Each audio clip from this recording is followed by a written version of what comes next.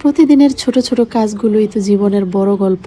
দিনটা শুরু থেকে শেষ পর্যন্ত ব্যস্ততায় ভরা। ঘরের কাজ, রান্নাবান্না আর নিজের মতো করে কাটানো একটা সুন্দর দিন। আজকের ব্লগে সবকিছু একসাথে শেয়ার করছি। চলুন শুরু করা যাক। হ্যালো এভরিওয়ান, আসসালামু আলাইকুম। কি অবস্থা সবার, কেমন আছেন? এই ফ্যানটা হচ্ছে আমার রান্নাঘরের সঙ্গী। রান্নাঘরে রান্না করতে গেলে প্রচুর গরম লাগে, তাই আমি এই ফ্যানটা সবসময় কাছেই রাখি। আজকে হচ্ছে ফ্যানটা একটু ক্লিন করে নিলাম। এখন হচ্ছে বাদামগুলো ভেজে নিচ্ছি। আমি রান্নার আগেই বাদাম ভেজে নিচ্ছি, কারণ বাদামগুলো পরিষ্কার করতে গেলে ঘর নোংরা হয়ে যাবে। আর এর মধ্যেই দেখতে পাচ্ছেন আয়ানও স্কুল থেকে চলে আসছে। আয়ানের যেহেতু মর্নিংয়ে ক্লাস, তাই ছুটিও হয়ে যায় তাড়াতাড়ি।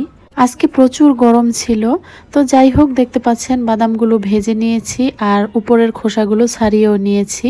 আসলে আপনাদের ভাইয়ার বাদাম খুবই পছন্দ, তো আমি সব সময় এইভাবেই বাদাম পরিষ্কার করে রেখে দেই। বাজারের ভাজা বাদামের চেয়ে বাসায় ভেজে নিলে একদম টাটকা থাকে। আর আপনাদের ভাইয়ার বাসায় ভাজা বাদাম বেশি পছন্দ, তাই যদি একটু কষ্ট হয় তারপরেও চেষ্টা করি একটু সময় নিয়ে বাসায় ভেজে দিতে। এখন হচ্ছে একটা এয়ারটাইট বয়ামের মধ্যে আমি বাদামগুলো রেখে দেব। এভাবে রেখে দিলে কিন্তু অনেক দিন পর্যন্ত ভালো থাকে। একটা জিনিস খেয়াল করে দেখবেন, মর্নিংয়ে কাজ শুরু করলে আলসেমি করার চান্স অনেক কম থাকে, আর কাজগুলো সময় মতো কমপ্লিট হয়ে যায়।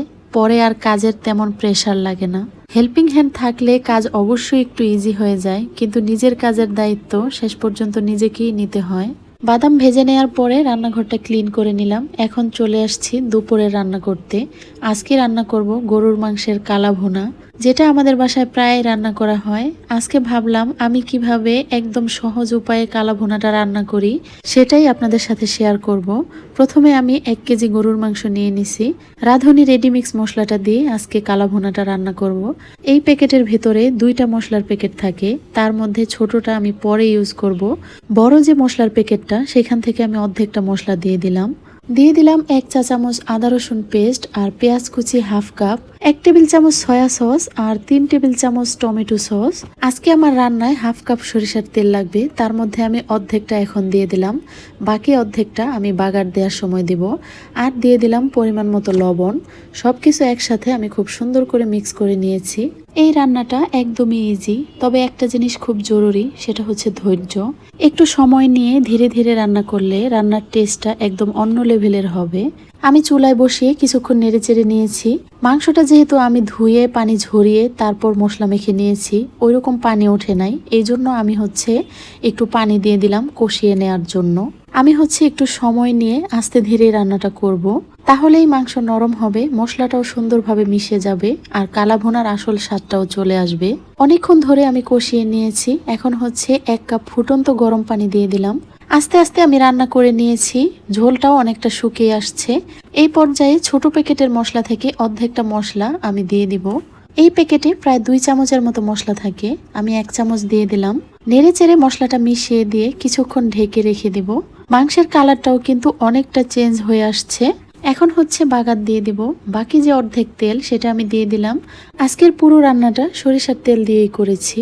তেলের মধ্যে আমি দিয়ে দিলাম পেঁয়াজ কুচি 1/4 কাপ আর রসুন কুচি 1 টেবিল চামচ, আর সাথে দিয়ে দেব 4টা শুকনা মরিচ। সবকিছু একসাথে আমি খুব সুন্দর করে ব্রাউন কালার করে ভেজে নিব। পেঁয়াজটা ব্রাউন কালার হয়ে এসেছে।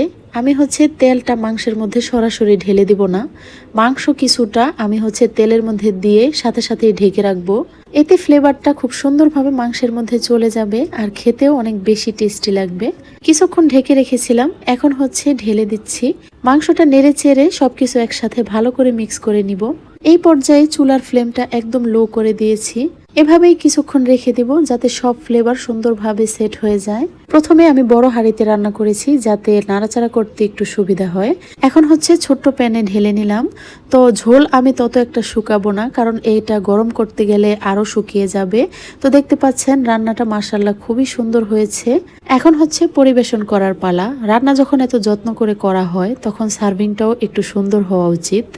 তাই আমি চেষ্টা করি যতটা সম্ভব সুন্দরভাবে প্রেজেন্ট করতে, কারণ আগে চোখের তৃপ্তি হয়, তারপর খাওয়ার ইচ্ছাটা আরও বেড়ে যায়। একটা সুন্দর প্রেজেন্টেশন একটা রান্নাকে আরও স্পেশাল করে তোলে। আমার বাচ্চা সবসময় চায় আমি যাতে ওকে সবসময় সাজিয়ে গুছিয়ে তারপর সার্ভ করি।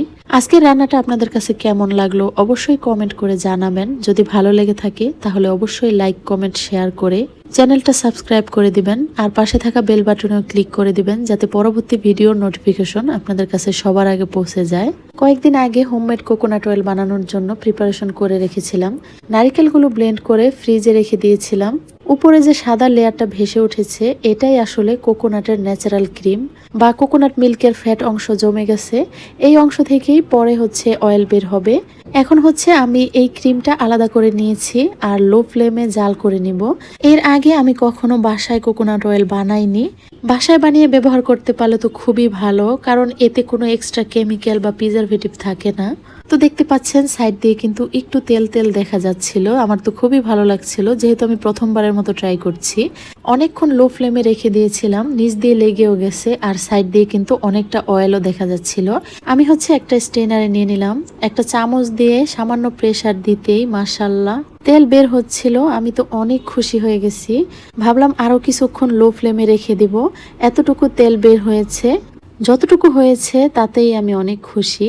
অনেকক্ষণ চুলায় রেখে দেওয়ার পরে এখন একটা পাতলা সুতি কাপড়ের মধ্যে নিয়ে নিলাম। এখন একটু সামান্য প্রেস করতেই দেখতে পাচ্ছেন মাশাল্লাহ অনেকগুলো তেল বের হয়ে আসছে। এটা আমি অনেকক্ষণ চুলায় রেখে দিয়েছিলাম আর কালারটাও কিন্তু চেঞ্জ হয়ে আসছে। অনেক গরম থাকার কারণে আমি ভালোভাবে ধরতেও পারছিলাম না, তারপরেও যতটুকু বের করতে পারছি। আজকে একটা নারকেল নিয়েছিলাম তেল বানানোর জন্য। এর পরের বার যদি আমি বাসায় কোকোনাট অয়েল বানাতে যাই তাহলে আমি 2-3টা নারকেল একসাথে নিয়ে নিব। আপনারা দেখেই বুঝতে পারছেন আমার হাত কিন্তু তেল দিয়ে ভরে গেছে। কাপড়ের মধ্যে নিয়ে নেওয়ার কারণে আরও একটু তেল বের করতে পেরেছি। তো আজকের ভিডিওটি এখানেই শেষ করছি। সবাই ভালো থাকবেন। আল্লাহ হাফিজ।